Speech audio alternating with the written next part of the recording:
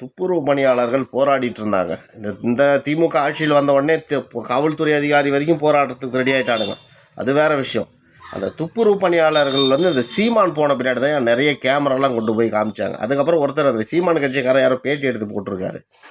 உண்மையிலேயே சொல்கிறேன், மனசாட்சி உள்ள ஒவ்வொரு மனுஷனும் மனசாட்சின்னு இருந்தால் நான் சொல்கிறேன், கண்ணீர் விட்டுருவாங்க. ஒரு அம்மா வந்து சொல்கிறாரு, இந்த கொரோனா டைமில்ங்க எதுவும் நோய் தொற்று பரவாத இந்த பவுட்ரு கொடுப்பாங்க, அது வெறுங்கையிலே க்ளோஸ் கூட கொடுக்க மாட்டாங்க, வெறுங்கையிலே அங்கங்கே போட்டு கை ரெண்டும் தீஞ்சு போயிருக்கு, இந்த கண் மொத்தம் போயிட்டுருக்கு, கேமரா மட்டும் இப்படி காட்டுறாங்க, அப்படியே கை இப்படி ஆகிட்டுருக்கு, கண் இப்படி ஆகிட்டுருக்கு.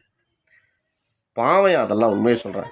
இந்த மக்களுக்கு நோய் வரக்கூடாது, நோய் தொற்று வரக்கூடாதுன்ட்டு ஏதோ ஒரு வேலை வயிற்றுக்காக அந்த அம்மாங்கெல்லாம் போராடி ஏதோ கவர்மெண்ட் வேலை கிடைக்கும். நம்மளுக்கு இப்போ 60 வயசு 50 வயசு ஆகும் பொழுது அந்த அம்மாவுக்கு இதாக ஒன்று அவங்களுக்கு கொடுத்து அமிச்சிடலாம். இல்லை இவ்வளோ கொடுமைப்படுத்தினீங்களா? மனுஷனுங்களா அடிக்கிறீங்களா? 30,000 கோடி ஒரே வருஷத்தில் 30,000 கோடி. இந்தியா சுதந்திரம் வாங்கிய காலத்துலேருந்து தமிழ்நாட்டு வாங்கிய கடனும் திமுக ஆட்சிக்கு வந்து 4 வருஷத்தில் வாங்கிய கடனும் ஒன்றா இருக்குது. அவ்வளோ மக்கள் நலனுக்காக செலவு பண்ணிருப்பீங்களா நீங்கள்? அது எத்தனை லட்சம் கோடி அடிச்சிருக்கீங்க. ஒரு தமிழ்நாட்டுக்காரன் மேலே 1 லட்ச ரூபா திருடி இருக்கீங்க, 2 லட்ச ரூபா திருடி இருக்கீங்க.